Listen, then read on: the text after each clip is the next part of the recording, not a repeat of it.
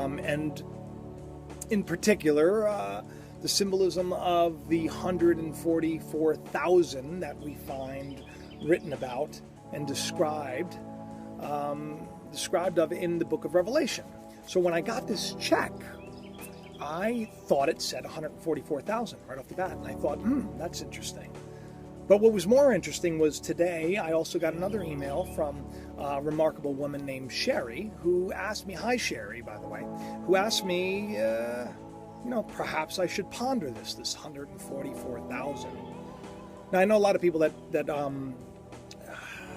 are starting to watch the videos. I try not to, in the videos, get bogged down with all the scripture and all that stuff, because for some people they find it's just a little too much for them, But really, scripture it's a bunch of symbols. And when it's broken down, it's quite simple, So when you hear of this book of Revelation, you hear of the Antichrist, and you hear of this 144,000, if you will, that were sealed and marked off and called to be a first fruit, if you will. What we're really talking about is we're talking about a group of people that somehow, were, I don't know if you want to call it awakened or enlightened to the truth, that, they no longer are prey to their insecurities and their fears, and, and they're now ruled completely by love.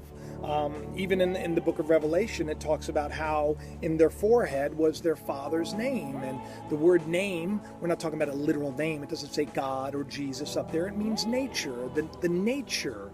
And when you see, you hear of this Antichrist in Scripture, and, the 666 is the number of man. But, that they talk about how, this beast, which, by the way, a beast is an animal. And, many human beings that are not enlightened to peace or enlightened to love or forgiveness or mercy and compassion, they're like animals. It's a dog-eat-dog world. They're very much like beasts, which is why, they're called Antichrist. Christ in Scripture, it's a title, if you will. It means anointed.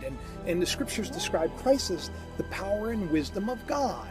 So an Antichrist would be the exact opposite of power and wisdom and love. It would be weakness and ignorance and hatred or fear and shame. So this Antichrist that that forces people to take the mark of the beast, that mark that's written in their foreheads, forethought, the foremost thought of your thinking. What you think about the most, the forehead, this mark of the beast, it's, carnal thoughts. And the mark that's on their hand, it's symbolic of their works. A man is known by his works, his hands, and he's known by his thoughts, his forehead. This is actually where the law was tied. When you'd see people praying, if you go to, say, Jerusalem, and you go to the Wailing Wall, you'll see people that they have the Torah or little scriptures wrapped on their hand and on their forehead, and it's meant that you keep the law of God in your thoughts and in your works. And so this is symbolism. It's not about a literal chip that people say.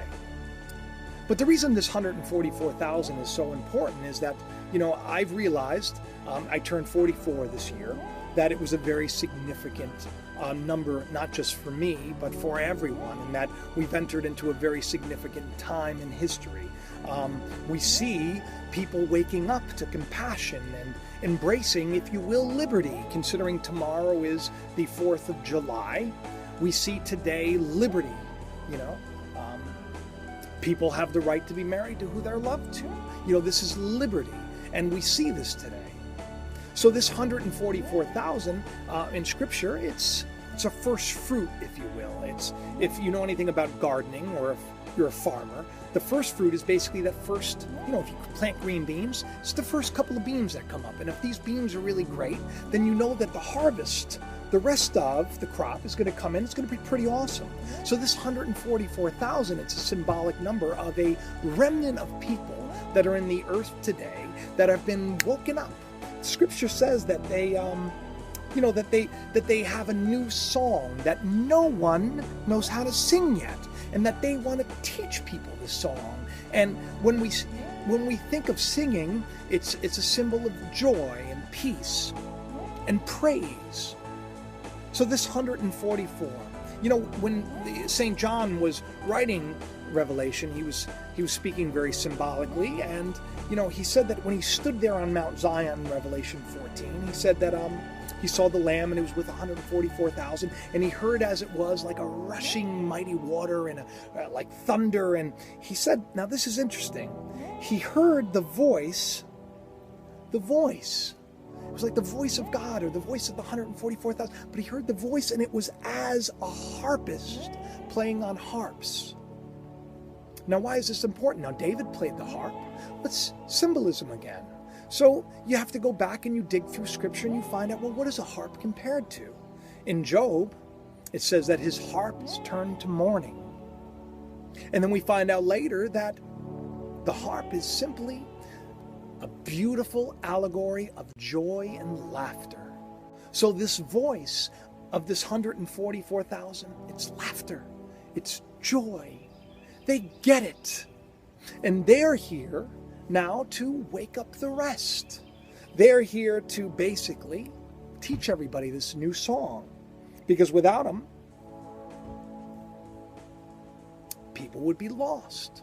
The good news is, according to Scripture, if the first fruit be holy, everything is holy. See, what a lot of people don't talk about is that the Scriptures talk about a beautiful universal salvation, if you will. And we're not talking about salvation in the end. We're not talking about, being freed from eternal torture or any of that nonsense, because the truth is, if you've come to my page enough, you know that the hell that people are, suffering in is the here and now. It's the ignorance. It's our suffering. It's our fear. It's our shame. It's our regret.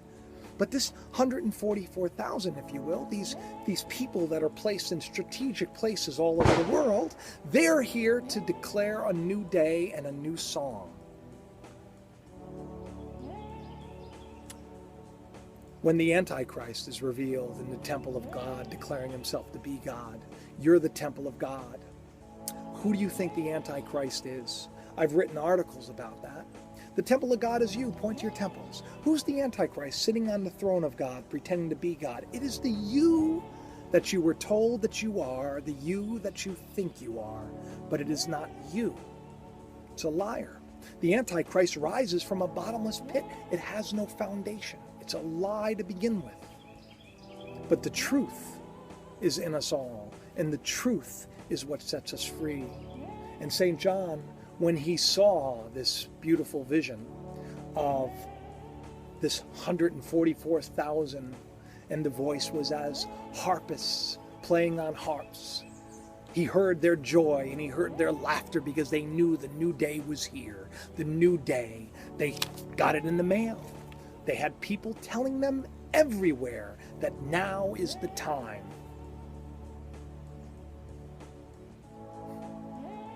It must have been some incredible vision to be there with him that day. But I'll tell you, it is a much greater vision to be where I am sitting today and to see it come to pass. Because that chapter goes on to say,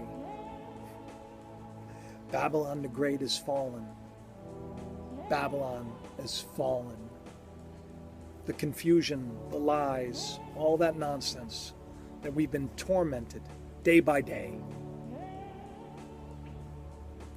it's over, because the truth is coming in, and it will destroy that Antichrist with the brightness of its revealing. The truth of who you are is rising in your heart. You may not even understand what I'm saying, but there's a seed within each and every one of you. There's a divine seed that hears these words, and that seed is being watered, and the truth is coming to life. And behold, what a beautiful day it is. It is like the sound of harpists playing harps.